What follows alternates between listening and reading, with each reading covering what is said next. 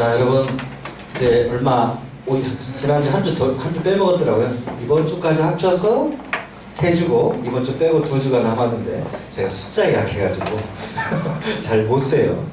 어쨌든 이제 3주 동안에 여러분들 삼위일체 하나님에 대해서 배울 건데, 조금 어려운 문제잖아요. 왜냐면, 이것은 어렵게 생각하면 굉장히 어려운 문제고요. 사실은 간단하게 생각하면 간단한 문제입니다. 왜냐하면 하나님에 대한 문제는 인간의 이해와 지식이 아니라 뭘로 한다고 그랬어요?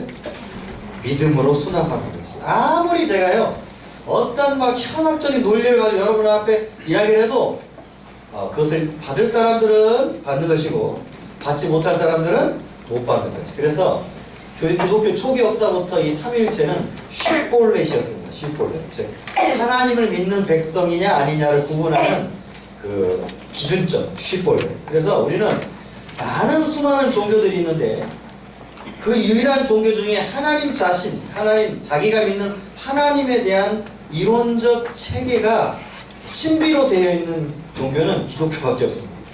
왜냐하면 그 하나님은 믿음, 즉 믿음이 없이는 기쁘시게 못하나니 하나님께 나아가는 자는 반드시 그가 계신 것과 자기를 찾는 자들에게 상 주시는 이심을 믿어야 하기 때문이에요.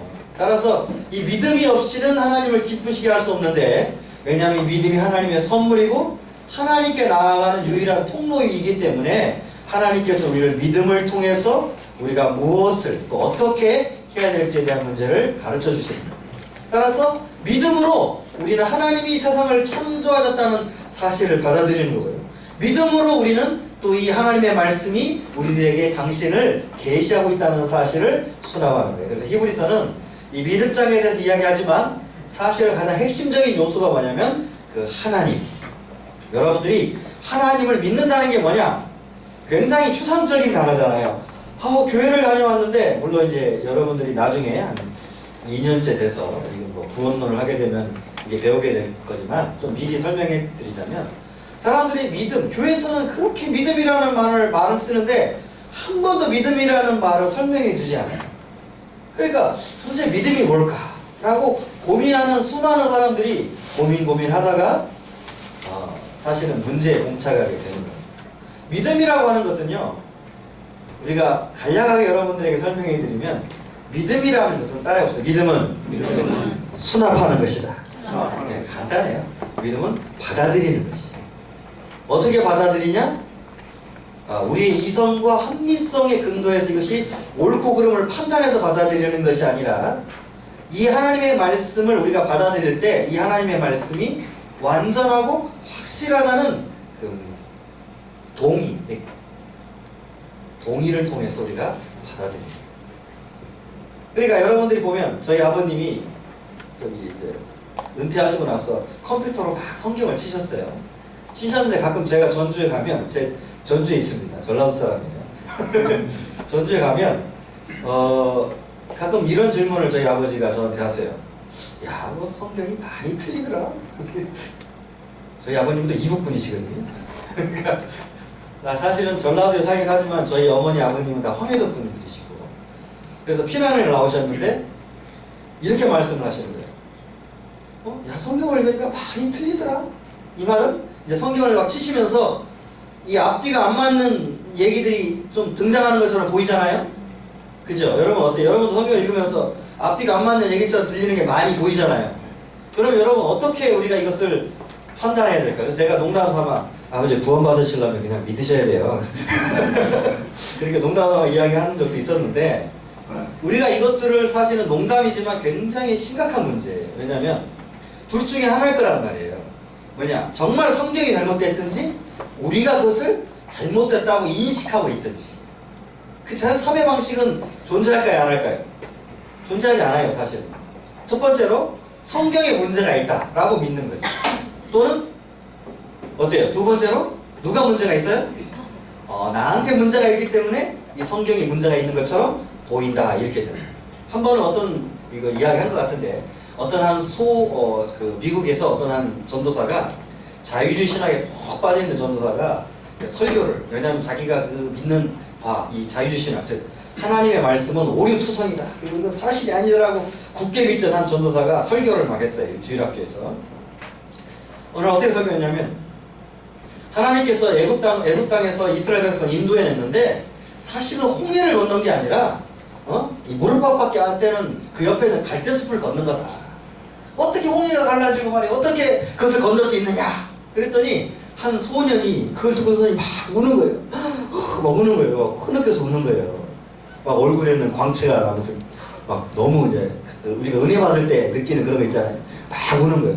그러니까 이 전도사가 그렇지 역시 진리는 통한다.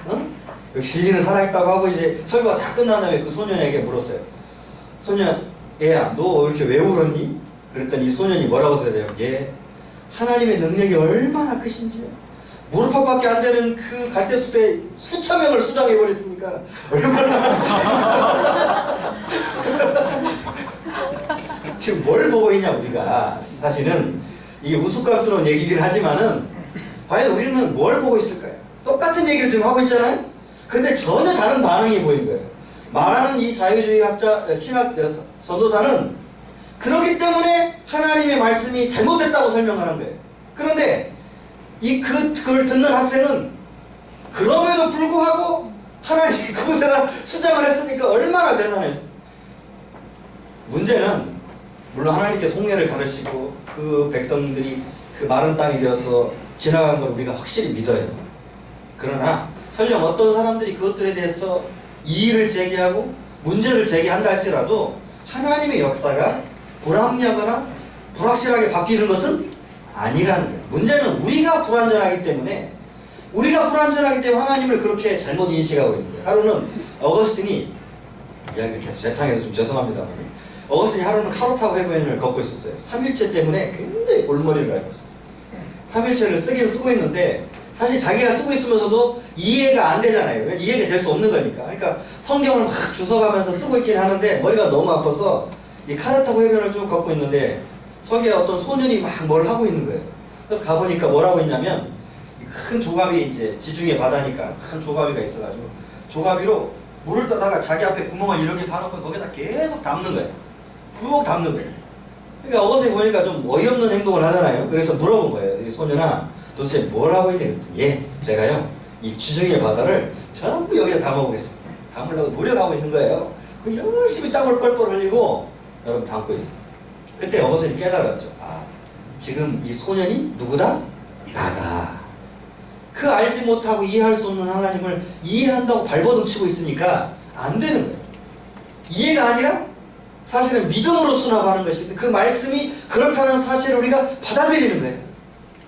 따라서 하나님이 세상을 이처럼 사랑하사 독생자를 주시는 저를 믿는 자마다 멸망치 않고 영생을 얻게 하려 하심이라고 선언할 때 어떤 사람은 에이 말이 안 돼 라고 하는 사람이 있어. 받지 않는 사람들이 있겠죠. 반면에 어떤 사람이 있어요. 예 맞습니다 라고 받아. 이게 바로 믿음과 불신의 차이예요. 따라서 여러분들이 다른 어떤 것을 가지고 믿음이라고 말하는 게 아니라 하나님의 말씀에 대해 우리가 전적으로 동의하고 수납하느냐가 믿음이에요.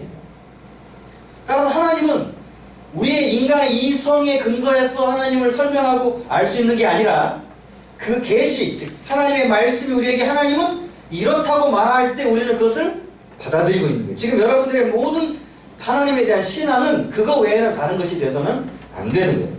따라서 왜 우리가 삼일체를 배우냐? 그것은 단순해. 이 삼일체라는 말은 우리의 인간의 합리성으로 도저히 설명할 수 없는 말이지만 그러나 성경이 아버지, 아들, 성령께서 한 분 하나님이되 세 하나님들이 아니고 영원히 한 분 하나님이고 그러나 아버지와 아들과 성령이 각각 구분되어 계신다는 사실을 계속해서 우리들에게 설명하고 우리들에게 가르쳐주고 있기 때문에 우리는 그것을 고백하고 그 고백하는 방식을 좀 더 세련되게 말하는 용어가 바로 삼위일체라는 단어. 따라서 여러분들이 이 삼위일체라는 말이 단순히 어떤 철학적, 현학적 또는 이성적 판단에 근거한 그래서 그러한 산물이라고 생각한다면 여러분은 첫 번째로 잘못 단추를 넣은 거예요. 따라서 우리들의 모든 인식적 체계가 틀어지게 될 수밖에 없어요. 우리 하나님은 뭐로만이 수납될 수 있다? 그래서 믿음이 없이는 그분을 기쁘시게 할 수가 없어요. 왜냐하면 그분은 우리에게 믿도록 계시하고 계시기 때문에 믿도록 말씀을 주시고 믿도록 당신의 아들을 내어 주신 거예요. 그리고 성령을 우리에게 보내주신 거예요. 그런데 우리가 믿지 않는다면 그래서 아무런 의미가 없죠. 따라서 우리가 믿는 하나님은 따라해봅시다. 계시에 근거한 하나님. 다른 하나님이 없어요. 다른 하나님을 말하게 되면 심각한 문제가 발생합니다. 오직 하나님의 말씀이 말하는 하나님. 그 하나님에 대한 신앙 고백만이 어떻게 되겠어요? 참다운. 만약에 여러분이 어떤 경험을 하고 어떤 체험을 했다고 칩시다. 그런데 그 하나님, 내가 만난 하나님 이런 하나님이야 라고 말하면 그분이 하나님이라고 우리가 단정 지을 수도 있지만 사실은 아닐 수도 있는 거예요. 왜냐하면 우리는 그것을 구분해낼 수 있는 힘이 없어요. 천사가 어떻게 나타나죠, 여러분? 천사가 어떻게 나타나면 큰일 나요. 자, 사탄이 어떻게 나타나죠? 광명한 고린도서 11장에 보면 광명한 천사처럼 나타나요. 그럼 여러분이 그것이 광명한 천사인지 사단인지 구분해낼 수 있어요, 없어요? 없어요, 사실은. 우리는 육체를 입어서 영적인 눈을, 영적인 존재들을 식별해낼 수 있는 힘이 없어요. 그런데 오직 뭘 통해서만 그것을 식별해낼 수 있어요?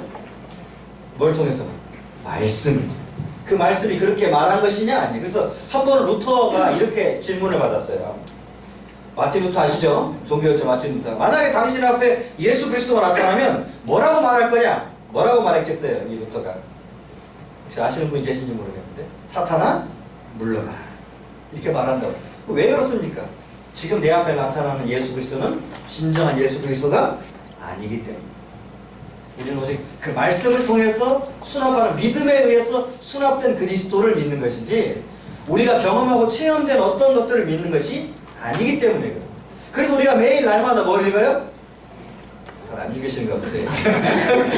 자, 매일 성경을 읽고 그 속에서 하나님과 대화하고 그 속에서 하나님의 음성을 듣고 그 속에서 하나님을 우리가 만나는 거지 다른 방식으로 우리가 하나님에 대해 들을 수 있는 것이 아니에요. 그래서 초기부터 종교개혁은 솔라 스크립트, 오직 성경이라는 그 모토를 가지고, 왜냐하면 유한자는 무한자를 수용할 수 없기 때문에 우리는 오직 계시를 통해서만이 그 하나님을 수용할 수 있다, 받아들일 수 있다. 그 계시의 내용이 뭐냐? 이걸 설명해요. 근데 한 가지 이제 좀 더 설명해 드리자면 이런 거예요. 우리가 일반적으로 우리 눈에 보이는 예수 그리스도가 성육신하시고 또 성령이 사도들을 통해서 역사하시는 이런 하나님의 역사를 바라볼 때 우리는 이걸 뭐라고 말하냐면 경륜적이라고 말해요. 따라해보실까? 이거 경륜적. 왜냐면 눈에 보이고 우리가 인식할 수 있다는 의미에서 경륜적이라고 보여요. 그래서 예수님께서 이 땅에 성육신하셨어요. 그런데 삼위일체로 이제 구분되어 계시잖아요? 그죠? 성령이 또 그 위에 임하셨죠? 그래서 우리 눈에 그 구분된 모습이 보였어요? 안 보였어요? 보였죠? 이런 거를 뭐라고 부르냐면 바로 경륜적 삼위일체라고. 그래서 하나님의 경륜적 드러나심을 우리가 경륜적이라, 즉 우리 눈에 볼 수 있고 생각할 수 있다, 이렇게 말하고요. 그러면 하나님이 드러나시기 전에 영원부터 계셨잖아요, 그죠? 그때도 뭐로 계셨어요? 그때도 성부, 성자, 성령 삼위일체 하나님으로 계셨어요. 그걸 뭐라고 말하냐면 내재적 또는 본질적 삼위일체라 이렇게 설명합니다. 이게 어렵기 때문에 여러분에게 이걸 설명하고 안 넘어가려고 했는데, 아니 설명 안 하려고 했는데, 여러분들이 혹시 그 중에 어떤 분들이 계시냐면 이제 우리가 보이는 것에만 삼위일체라고 생각하고 영원히 계실 때는 삼위일체가 아니라고 생각하는 분들이 혹시 계신다면 그것은 이제 이 의미들을 잘 파악하지 못한 것이다. 그래서 아들의 나심을 영원한 발출이라고, 영원한 나심이라, 죄송합니다. 영원한 나심이라고 교회가 고백해 왔던 것은 그분이 이미 만세전부터 누구를 통해서 우리를 예정하셨다고 그랬어요? 만세전부터 누구를 통해서? 우리의 대답은 하나잖아요. 누구를 통해서? 그죠. 그러니까 이미 예수 그리스도가 계셨고, 또 요한복음 1장 18절에 독생하신 하나님이 누구 품에 계셨어요? 처음부터? 네, 하나님. 그 다음에 태초에 누구와 함께 계셨어요? 네, 아버지와 함께 계셨죠. 그 하나님과 함께 계셨죠. 그러니까 이미 처음부터 예수 그리스도, 즉 성자는 하나님과 함께 계셨고 성령도 함께 계시는 삼위일체 하나님으로 계셨고, 그건 뭔지 모르죠. 왜냐하면 본질적인 하나님의 본성이니까. 그러나 우리가 알고 있는 것은 경륜적 삼일체다 이렇게 설명을 합니다. 따라서 여러분들이 그냥 그 정도 수준에서 알고만 계시면 되고요. 혹시 필요할까 해서 좀 설명을 해드린 거고 굳이 뭐 이걸 꼭 알아야 된다 그런 건 아닌데 그래도 여러분들에게 혹시 혼동이 되지 않도록 하기 위해서 설명을 이제 해드립니다.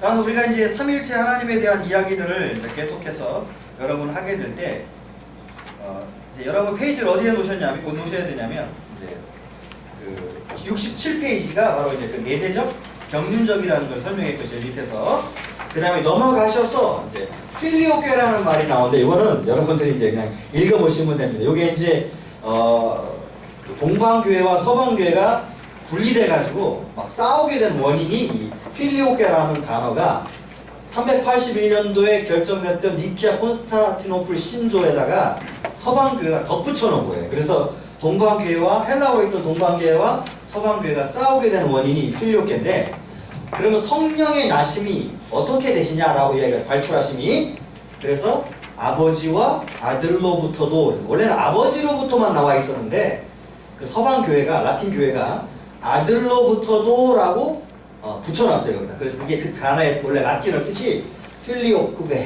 필리오쿠에라는 말이에요. 그러니까 요 논쟁은 여러분들이 좀 사실은 굳이 그렇게 심각하게 쓰지 않으셔도 되지만 혹시 나중에 어디선가 혹시 필리오쿠에 논쟁이라든지 이런 걸 듣게 된다면 이것이 바로 성령의 발출의 근원이 아버지와 아들이시냐에 대한 문제였다는 것을 여러분들이 좀 인식하면 좋겠어요. 그래서 우리는 오늘부터는 5번 여러분 68페이지 5번 성경적 근거를 중심으로 해서 오늘부터 계속해서 삼일체 그 다음에 그것이 끝나면 2단 어떤 것들 지난번에 우리 잠깐 양태론 양자론 이런 이야기 잠깐 했잖아요. 이것들에 대한 조금 더 구체적인 설명들을 함으로써 아마 이 삼일체 또는 이번 학기 강의가 마무리될 것 같아요. 따라서 이제 우리가 성경적 근거에 대한 문제들을 살펴야 될 때 하나님께서 성경에 어떻게 계시되고 있느냐 다시 말하면 쉽게 말하면 어떤 하나님이 우리들에게 계시되고 있고 우리가 성경을 읽을 때 하나님께서 자신을 어떻게 우리들에게 보여주고 있느냐 이렇게 설명을 하고 있어요. 일반적으로 구약 성경을 읽는 구약 학자들 또는 유대교인들은 많은 부분 어떻게 생각하냐면 삼위일체 하나님은 구약의 하나님은 아니었다 이렇게 단정을 내리는 경향들이 있어요. 특히 유대인들에게. 왜냐하면 유대인들은 지난번에 왜 참남하다고 그랬죠? 예수님을 기억나세요? 왜 예수님을 참남하다고 그랬죠? 자신을 하나님의 아들로서 하나님과 똑같이 여기는 그 문제가 있었어요. 근데 유대인들에게는 하나님은 그냥 한 분이셨잖아요. 따라서 예수님이 하나님이 될 수가 없었죠. 그런데 성경은 계속해서 뭐라고 고백하고 있냐면 예수를 주, 즉 여호와라고 고백하는 것이야말로 참된 신앙이라 이렇게 얘기를 하고 있는 거예요. 이것이 그러면 왜 이런 문제가 발생을 했느냐? 구약에서 하나님께서 자신을 계시하실 때 여호와는 하나이시니 너희는 마음과 뜻과 다하여 하나님을 사랑하라고 계시하셨던 이 하나라는 개념이 사실은 유대인들에게서 잘못 해석되어졌기 때문입니다. 그러니까 이 하나라는 개념을 이들은 그냥 하나의 위격적 존재로서의 하나의 그 구분으로서 그냥 하나의 그 확정된 하나의 위격으로서만 존재하는 것으로 오해하고 말았기 때문에 예수 그리스도는 아들 또는 성령이 계신다는 사실에 대해서 받아들일 수가 없었던 거예요. 그런데 성경은 처음부터 그게 아니라 하나님은 이미 삼위일체 하나님으로 계신다는 사실을 보여줬고 신약에 와서 예수님께서 이 사실을 확고히 드러내셨을 뿐만 아니라 이제 사도들이 이 문제에 대해서 정확히 증거하기 위해서 편지를 그 다음에 복음서를 사실은 쓴 거예요. 그래서 여러분들과 함께 이 성경적 근거들에 대해서 하나씩 조금씩 살펴보면서 과연 성경이 우리들에게 하나님에 대한 이야기들을 어떻게 말하고 있느냐에 대한 문제를 여러분과 함께 오늘 이 시간에는 함께 살펴보려고 합니다. 그래서 먼저 첫 번째가 뭐냐? 바로 요한복음 1장 1절에서 3절까지 구절인데요. 왜냐하면 뭐부터 살펴야 되냐면 자, 태초에 하나님이 천지를 창조하셨죠. 그죠? 그런데 요한복음 1장은 뭘 기록하고 있어요? 태초에 말씀이 계셨다고 기록하고 있죠. 여러분 어때? 이 상관성이 있겠어요? 없겠어요? 태초에 천지를 창조하셨다는 말과 태초에 말씀이 계셨다는 말에 어떤 상관성이 있겠어요, 없겠어요? 있죠. 당연히. 왜냐하면 여기서 엔 아르케, 즉 베레시트, 히브리어는 베레시트라고 하고 헬라어는 엔 아르케라고 하는데 이 처음, 태초에, 즉 하나님께서 이미 창조 이전에 이미 계셨고 그 창조 이전에 근데 또 누가 계셨다는 것을 설명하는 거예요? 요한복음 1장에 바로 성자, 로고스가 계셨다는 걸 설명하고 있기 때문이에요. 그래서 태초에 말씀이 계시니라. 이 말씀이 누가 함께 있었어요? 하나님과 프로스톤 데온, 하나님과 함께 계셨으니 이 말씀은 곧 하나님이시다. 그래서 지난 시간에 여러분 관사를 붙이느냐 붙이지 않느냐가 던이나 어가 아니라 뭐라고 그랬어요? 특수성. 즉 그 던을 붙이면 아버지를 가리키는 하나님이고 관사를 붙이지 않으면 뭐라고요? 그냥 보편적 신성 또는 신적 본성을 가리키는 말이라고 지난 시간에 설명한 바가 있어요. 따라서 하나님과 함께 계셨고 라는 말과 더불어서 뭐라고도 말하냐면 그분이 바로 하나님이셨다라고 설명하고 있는 것은 전혀 다르죠. 어때요? 하나님이셨다는 것과 하나님과 함께 계셨다는 말이 같아요, 달라요? 여러분? 잘 생각해보세요. 같아요, 달라요? 분명히 다르죠. 하나님이셨다는 것은 본인이 하나님이라는 말이지만 하나님과 함께 계셨다는 말은 지금 또 다른 존재에 대한 설명이잖아요. 그죠? 그래요, 안 그래요? 그러니까 이게 이 프로스라는 이 전치사가 재밌는데 이게 사실은 이 함께 있다는 말인데요. 이 말이 뭐 주위에 있다, 같이 있다, 뭐 함께 있다 이런 말인데 요 말을 씀으로써 지금 두 위격적 구분을 존재를 구분하고 있어요. 위격적 존재를. 그래서 하나님이 계시고 톤 대원이 계시고 그 톤 대원과 누가 함께 있어요? 아들, 로고스가 함께 있다 이렇게 설명을 하고 있으니까 분명히 하나만 있는 게 아니죠. 그죠? 뭐와 함께 있는 거예요? 이 한 분 하나님이 사실은 누구와 함께 계셔요 지금? 로고스와 함께 있다. 그런데 이 로고스와 함께 있기 때문에 이 로고스도 따라서 뭐다? 하나님이셨다.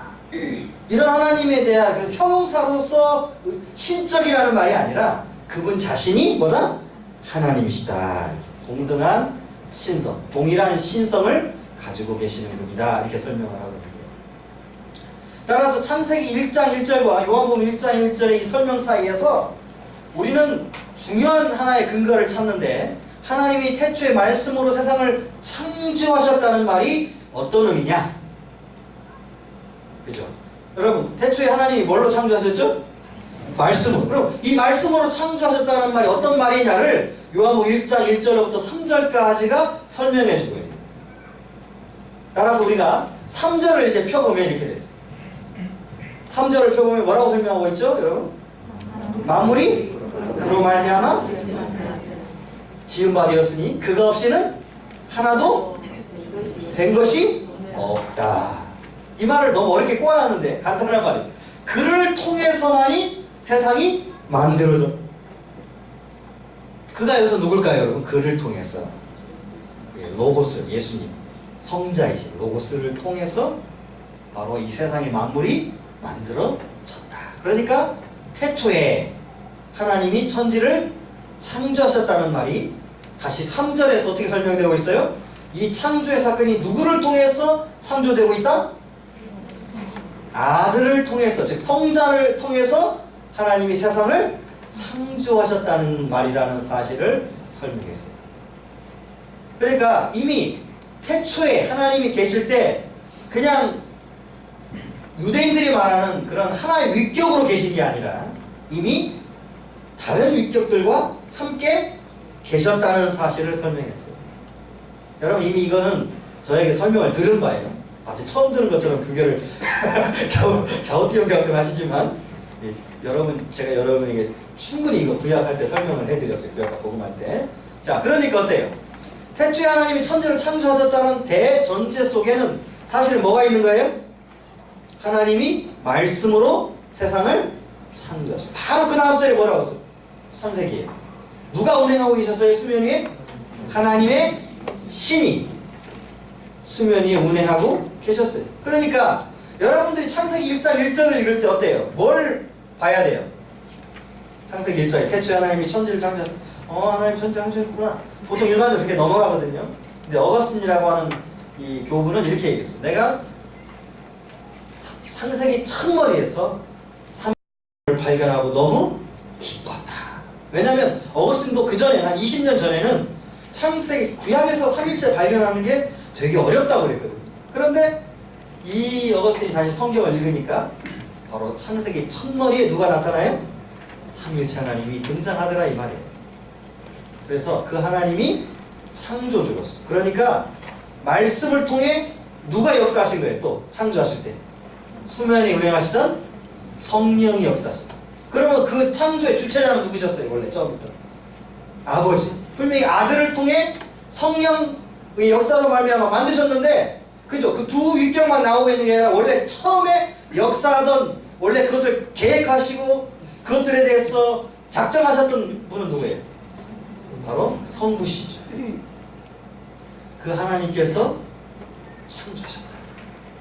그 하나님께서 바로 성부께서 말씀을 통해 성령으로 말미암아 창조하셨다.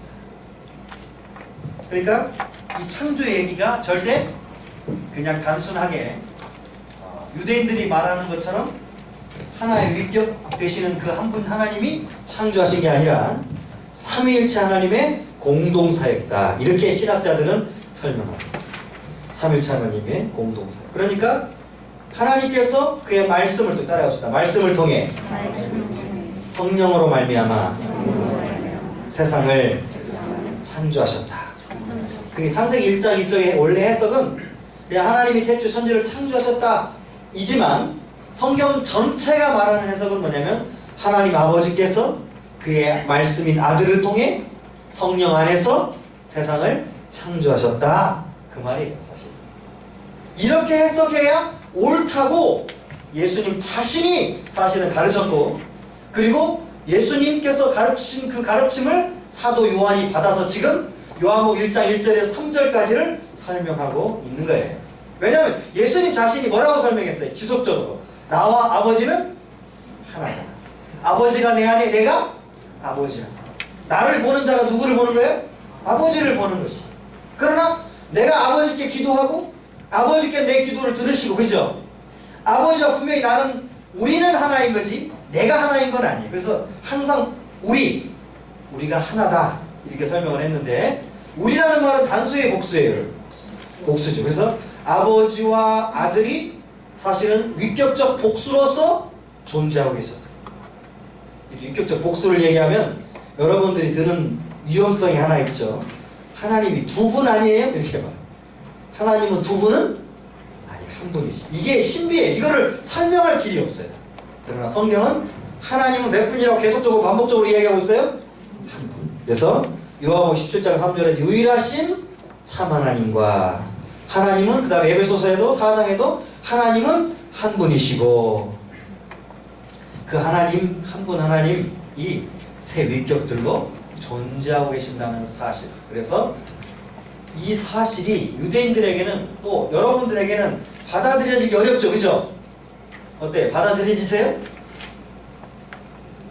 세 위격들로 계시는데 세 하나님들이 아니고 한 분 하나님. 그게 이제 마태복음에 여러분 보시면 28장 19절에 너희는 가서 모든 족속으로 제자를 삼아 아버지와 아들과 성령의 이름들이 맞아요. 이름이 맞아요. 원래 이게 이제 성경 본문 말고 원래 우리가 써야 되는 언어 속에서는 이름들이 맞아요. 이름이 맞아요. 이름들이 맞죠. 근데 성경은 뭐라고 썼다고요? 이름 단수라고 썼어요. 그러니까 아버지, 아들, 성령이 이름들이 맞아야 되는데 그게 아니라 뭐라고요? 이름으로. 그러니까 계속적으로 성경은 지속적으로 한 분 하나님에 대한 사실을 부정한 게 아니라 유대인들이 생각했던 위격이 하나라는 사실이 잘못됐고, 아들과 성령이 함께 계시는, 그럼에도 불구하고 완전히 한 분 하나님. 그래서 제가 지난 시간에 여러분에게 외쳤던 게 있잖아요. 셋을 생각할 때 반드시 하나예요. 하나를 생각할 때 또 반드시 셋. 이렇게 가야 우리의 인간의 어리석음을 극복할 수 있고 이단에 빠지지 않는다. 이렇게 됐어요. 그러니까 이 창조의 역사 속에서 하나님께서 보여주고 싶은, 우리에게 보여주고 싶은 내용이 뭐냐면, 창조는 바로 아버지와 아들과 성령의 역사였다는 사실이죠. 우리 창세기 시편 33편 6절을 한번 펴보실게요.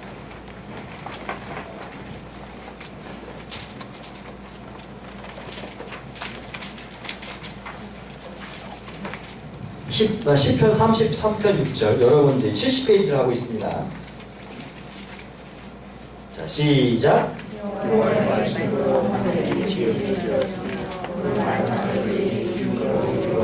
이게 이제 헬라어로 번역된 바로 그의 토푸뉴마 아우투. 여기서 아우투는 앞에 창조자의 주체를 가리키는 거니까 그의 영으로라고 번역이 되어 있는데, 이걸 번역할 때 그 입김으로라고 번역했죠. 이게 이제 히브리어의 루아흐라는 단어인데, 이 루아흐라는 단어를 루아프 또는 이제 헬라어로는 푸뉴마, 푸네오라는 단어는 주로 바람 또는 이런 단어로 설명이 돼요. 근데 일반적으로 이 단어를 이제 번역할 때 이 단어의 의미상 그의 또는 하나님의 또는 주의라는 말이 계속적으로 붙어 있는 그 단어들은 바람이라고 번역하는 게 아니라 뭐라고 번역해야 된다고요?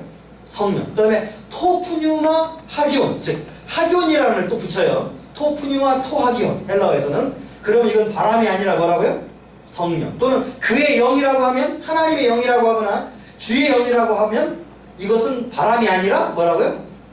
성령이지. 그래서 하나님의 루하흐 아도나이, 히브리어는 루하흐 아도나이인데, 창세기 1장에 나오는 그 하나님의 신이라고 말할 때 그 신이라는 그 문장이 바로 루하흐 아도나이예요. 그러니까 뒤에 뭐가 붙었죠? 그냥 루하만 나온 게 아니라 뒤에 뭐가 붙었어요? 아도나이. 즉 아도나이 우리가 뭐라고 배웠죠? 주의 영이라고 했으니까 이 영은 단순히 바람이 돼서는 안 되고 뭐가 돼야 돼요?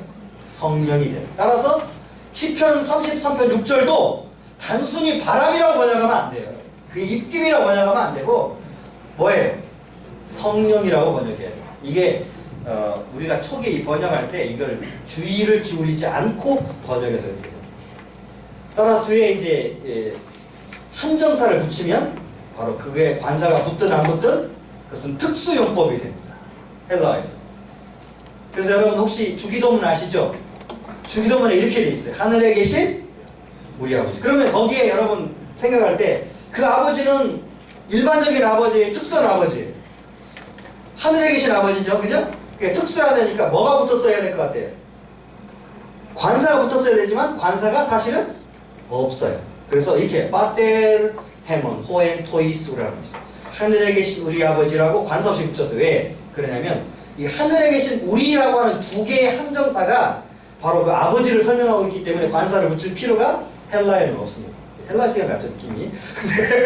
그런데 그렇기 때문에 꼭 그것을 붙이냐 안 붙이냐 해서 보편이냐 특수가 되는 게 아니라 뒤에 한정사가 있느냐 없느냐에 따라 전혀 의미가 또 달라지기도 해요. 따라서 시편 33편 6절 여러분 이건 그의 입김이라고 번역하면 안 되고 그분의 뭐라고 번역해야 된다고요?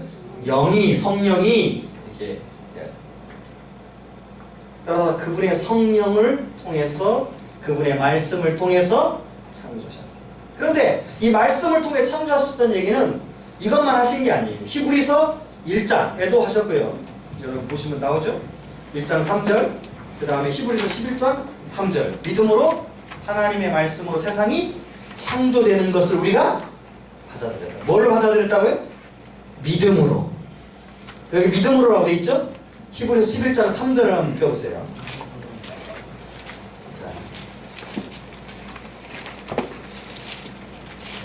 히브리서 11장 3절 피셨어요? 시작. 믿음으로 모든 세가 하나님의 말씀으로 세워지리라. 자, 말씀으로 세상이 만들어졌다 이 사실이 그냥 알아진다고 그랬어요? 아니면 믿음을 통해서만 알아진다고 그랬어요?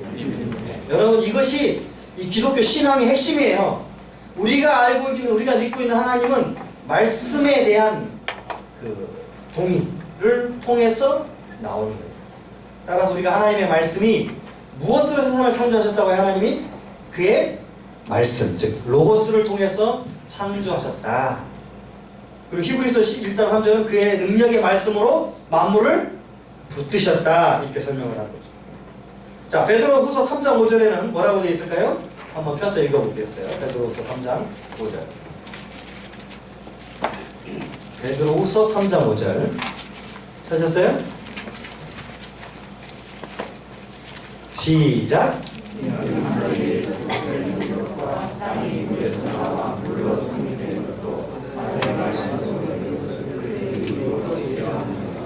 여러분 말씀이 그 태초에 계셨고 그가 하나님과 함께 계셨고 그가 하나님이시라면 여기서 말하는 말씀은 누구를 가리키는 것밖에 될 수 없어요? 예수 그리스도 성자를 가리키는 말 외에는 존재할 수 없죠. 따라서 성경 전체는 계속해서 이 창조를 누구 하셨다고요? 삼일체 하나님께서 하셨다. 여기 성경이 안 나오는데요? 여러분 그거 걱정하실 필요 없어요. 이미 창세기 1장에 성령이 운행하셨다는 사실을 못 박아뒀기 때문에 그것을 부정할 수 있는 사람은 있어요, 없어요? 뭐가 지금 부정이 됐다고 생각되는 거예요, 지금 이 신약에서는.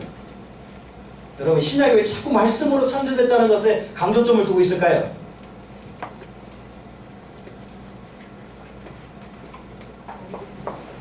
네, 삼일체인데 지금 누가 지금 지속적으로 부정이 됐어요, 유대인들에게? 예수 그리스도. 그분이 말씀이셨고 그분이 그래서 말씀이 육신이 되어 우리 가운데 거하심에 우리가 그 영광을 보니 아버지의 독생자의 영광이요 은혜가 진리가 충만한 건데 사람들이 그걸 믿었어요, 못 믿었어요? 자기 백성에게 왔지만 그 백성이 자신의 주의를 받아들였어요, 안 받아들였어요? 요한복음에서 안 받아들였죠. 그러니까 어떻게 계속적으로 이분이 사실은 아버지께서 성령을 통해 창조하실 때 중간에 함께 창조하셨던 성자라는 사실을 신약의 기자들은 지속적으로 설명을 하고 있는 거예요. 왜냐하면 이것이 가장 중심되게 많은 사람들에게 의해서 부정이 되어왔기 때문에. 따라서 성령으로 창조하셨다는 것을 부정할 사람은 아무도 없어요. 그러나 말씀이 그 삼위 하나님의 중에 하나의 위격이라는 걸 부정하는 사람들은 많이 있죠. 왜냐하면 사람이 돼서 이 땅에 오셨잖아요. 그죠? 사람이 되셨죠. 인간의 몸을 취하셨죠. 그러니까 누구든지 사람이지. 그래서 유대인들도 이렇게 생각했어요. 내가 아브라함이 나를 보려고 했는데 그 바라보고 너무 즐거워했다. 그러나 사실 실제로 보지는 못했다. 이렇게 말할 때 유대인들이 뭐라고 예수를 비판하냐? 야, 네가 50도 안 됐는데 아브라함이 그렇게 하면 되냐? 이렇게 얘기를 하는 거예요. 왜냐하면 사람이 지금 여러분 보고 있는 게 누구예요? 사람이잖아요. 그러나 사람의 몸으로 이 땅에 오셔서 사람의 몸을 가지고 함께 사셨기 때문에 사람들이 볼 때는 그분을 하나님이라고 고백하기는, 그러니까 베드로가 이렇게 고백했어요. 주는 그리스도시요 살아계신 하나님의 아들이다. 그러니 예수님이요, 제가 성경 읽으면서 참 이렇게 기뻐하신 적이 없어요. 바요나 시몬아 내가 이것을 알게 하는 것은 너의 혈육이 아니요 하늘로 내가 네 고백 위에 교회를 세울 것인데 음부의 권세가 이기지 못할 것이다. 바로 좀 있다가 또 사탄이 됐지만은 그런데 중요한 건 뭐냐면 바로 그 고백, 주는 그리스도시요 살아계신 하나님의 아들이라는 이 고백, 그 위에 뭘 세우셔요? 교회가 그래서 오직 그리스도가 하나님의 아들임을 고백하는 것, 주는 그리스도시다, 주는 여호와시라는 걸 고백하는 그 고백 위에 교회가 세워지는 거예요. 우리 교회는 그래서 예수를 나의 구주 삼고 성령과 피로써 거듭나니, 이 찬송가 가사에 나오는 이 가사처럼 예수를 나의 구주로 고백하고 나의 주님 하나님의 아들로 고백하는 그 위에 세워졌기 때문에 이것을 고백하지 않는 교회는 교회가 될 수 없고, 그리고 교회는 오직 그리스도가 그래서 머리가 되는 거예요. 왜? 그분에 대한 고백을 통해서 성삼위 하나님에 대한 고백이 이루어지고, 거기에는 중요한 구절들이 다 나왔어요. 주는 그리스도, 당신은 메시아입니다. 누구의 아들이었어요? 하나님의 아들이니까. 하나님의 아들은 피조물이에요, 하나님이에요? 당연히 하나님이죠. 그러니까 거기에는 이미 아들이 하나님이시고 삼일체 하나님이라는 사실의 고백이 벌써 베드로 입을 통해서 나왔으니까 예수님께서 기뻐하셨어요. 정말 기뻐하셨어요. 그 고백 위에 교회를 세우시다. 내 교회를 세울 것이다. 따라서 제의 모든 질문의 답은 뭐다? 제가 하는 모든 질문의 답은 예수 그리스도. 왜? 그 위에 그리스도를 고백함으로 삼일체 하나님을 고백하는 것입니다. 누구든지 예수 그리스도를 주라 고백함으로 하나님 아버지께 영광을 돌리게 하신 것입니다. 이것이 성경의 원리예요. 그러니까 여러분들이 예수를 고백하면 삼위일체 하나님을 고백하게 되는 거예요. 예수를 하나님으로 고백하는 그 순간 하나님이 있고 예수가 있잖아요. 그죠? 예수가 있는데 하나님은 고백하는데 예수를 고백하잖아. 이거는 잘못된 신앙이에요. 그러니까 하나님을 고백하면 당연히 예수 그리스도를 하나님으로 고백하게 되고, 이 둘을 고백하게 되면 당연히 성령도 하나님이심을 고백할 수밖에 없는 거예요. 왜냐하면 성령은 그리스도의 영이요 누구의 영이에요? 하나님의 영이십니다. 따라서 우리가 이 예수 그리스도를 고백하는 것이 얼마나 중요하냐. 그냥 단순히 예수를 나의 구주 삼고 성령과 피로써 거듭나니 뭐 이런 찬송 가사뿐만 아니라 복음의 역사 때문만이 아니라 이 고백이 하나님께서 우리에게 주신 삼위일체 하나님에 대한 고백의 가장 핵심에 있다. 그잖아요. 여러분 보세요. 아들이 이 땅에 육신하셨어요. 말씀이 육신이 돼서 이 땅에 오셨어요. 그런데 여러분 그 육신이 되신 그분을 여러분이 바라보면서 뭐라고 고백을 해야 될까요? 뭐라고 고백해요?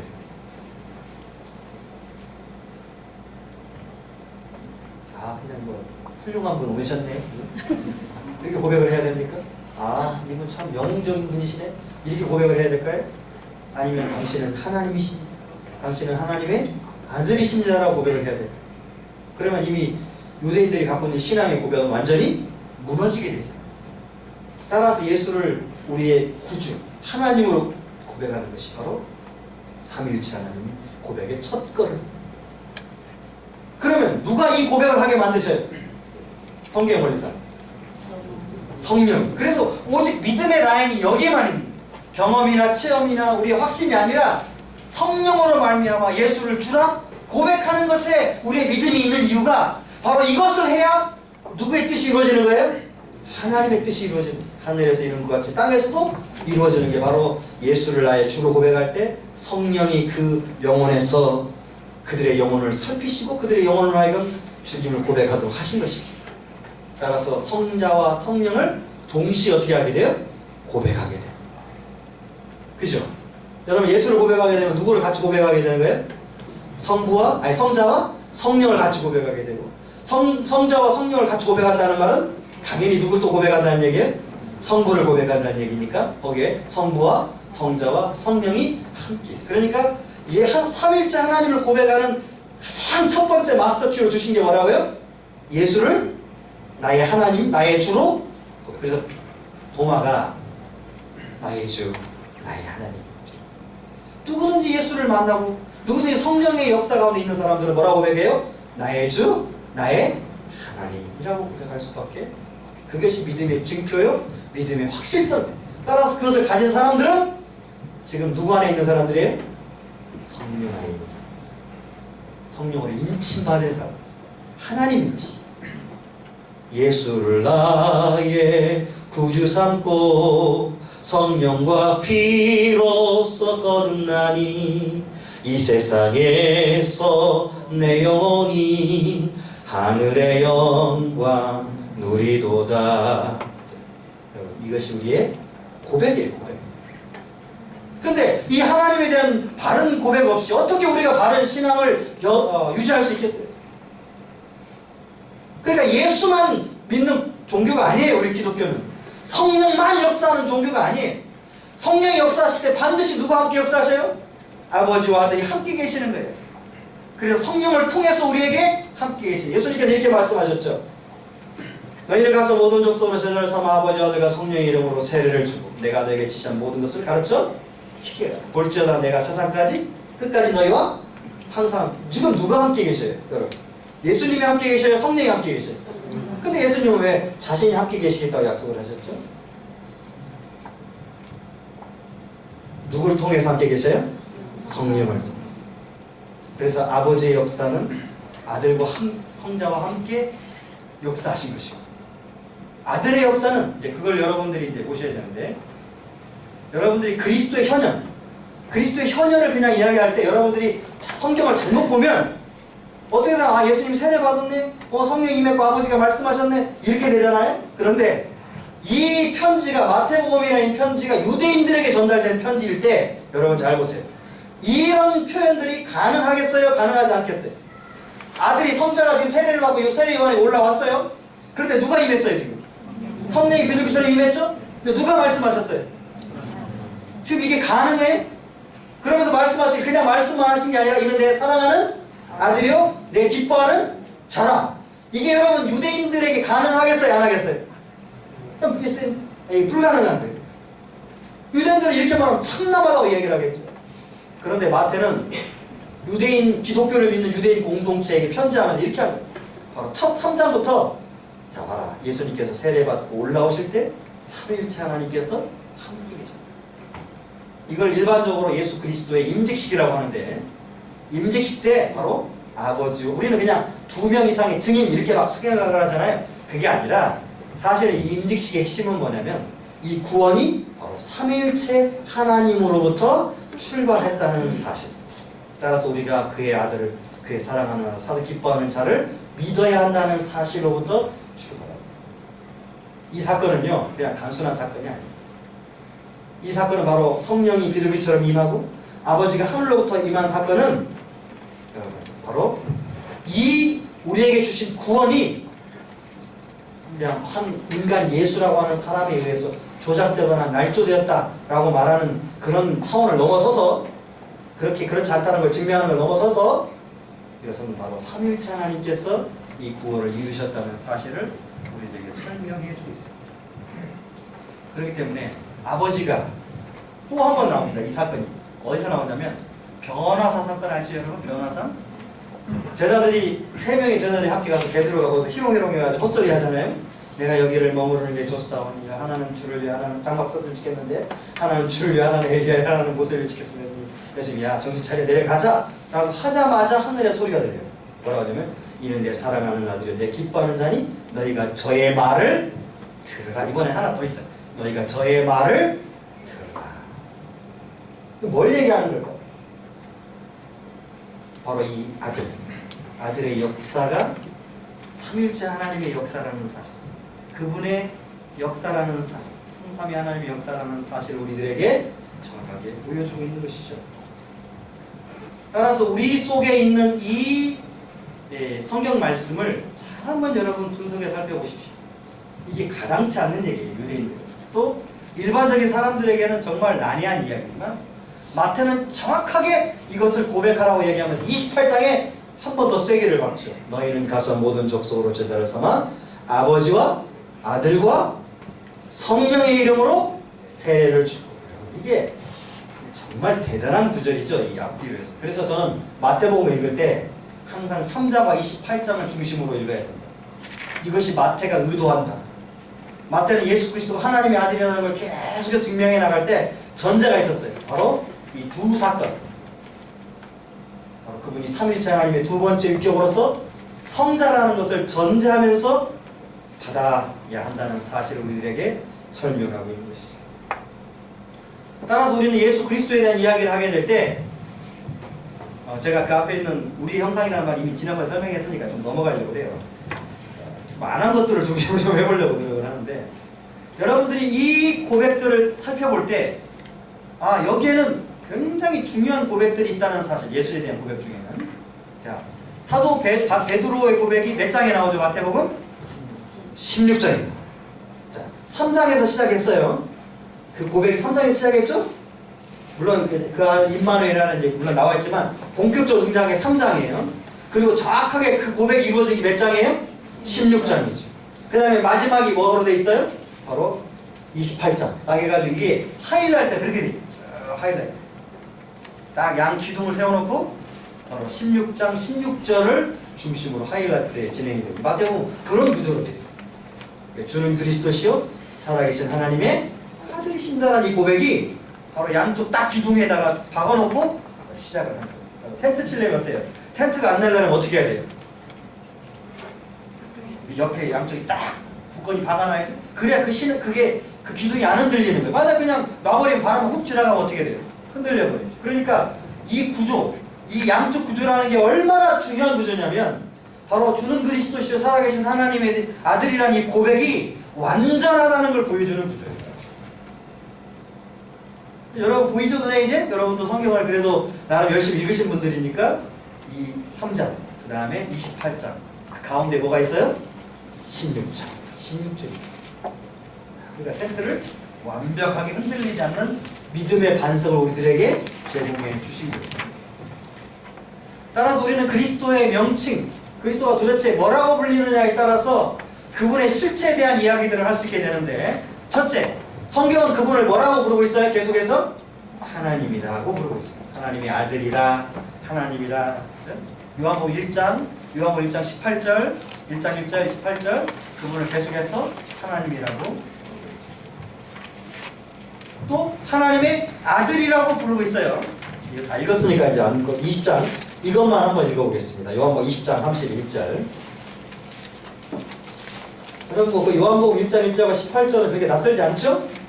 네, 제가 수없이 했어요. 자, 요한복음 20장 31절 시작.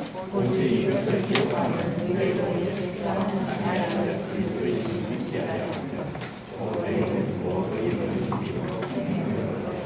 여러분 보십시오. 요한복음 20장이 뭐가 되냐면 요한복음의 기록 목적이 여기에 들어와 있어요. 요한복음을 왜 기록했냐? 첫 번째 뭐예요?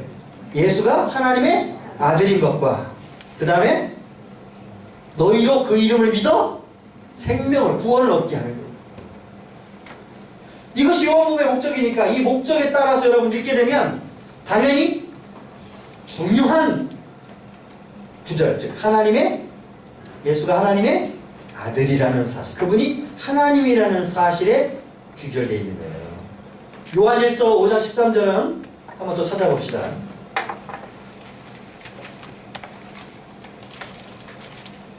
요한복음 5장 13절, 요한일서 5장 13절. 같은 사람이 쓴 편지죠. 요한이 쓴 편지. 찾으셨어요? 시작.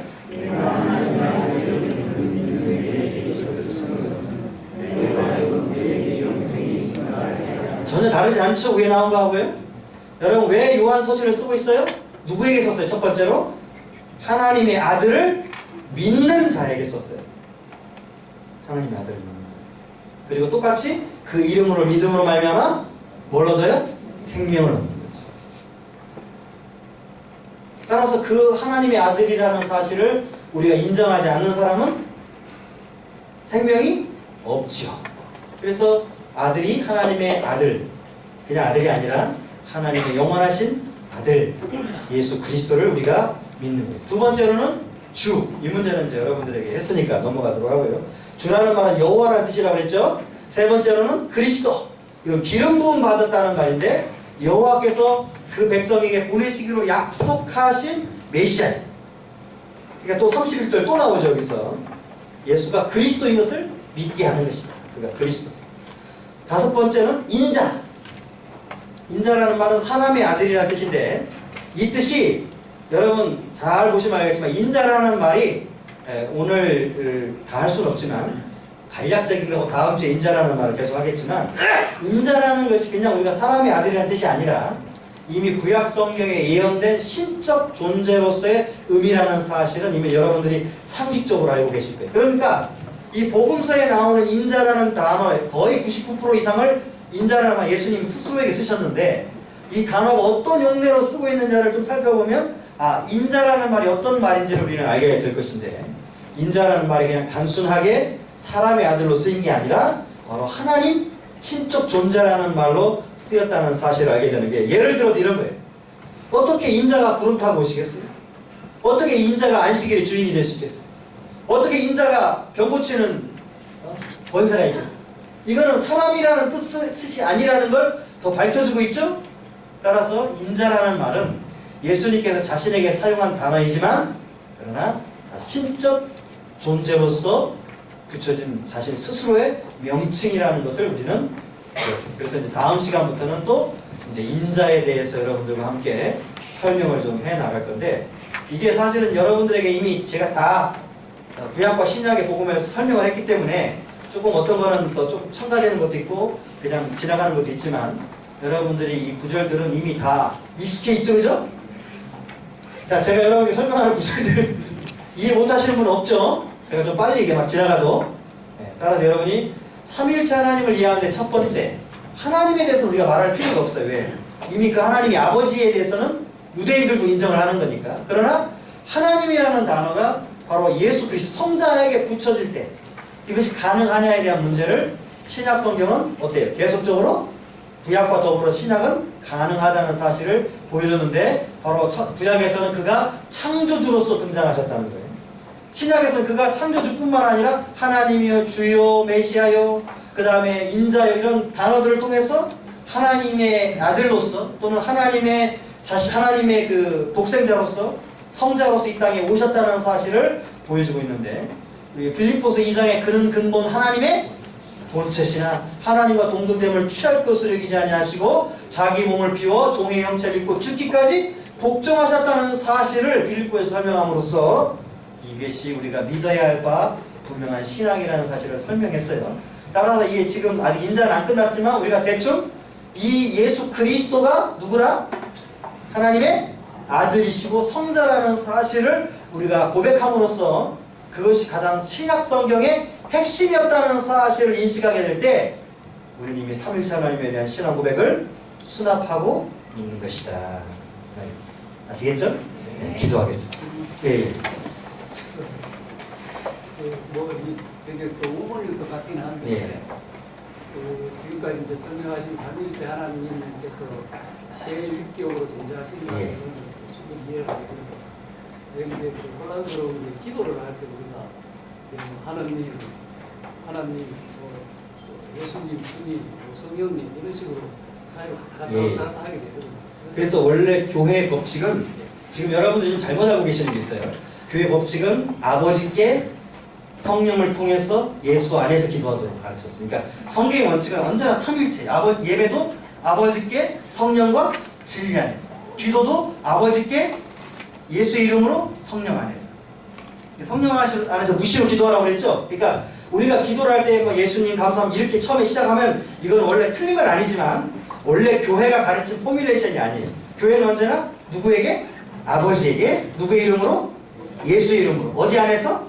성령 안에서 기도하도록 가르쳐. 그러니까 이것이 여러분들이 지금은 잘 인식이 안 되는데 원래 교회가 언제나 그 예배, 기도, 선교 이런 모든 삶의 원칙을 다 삼일체 하나님으로 여러분들 기도로 끝나야 되니까 죄송합니다. 나중에 다시 조금 더 설명하러 다음 주에 설명해 드리도록 하겠습니다.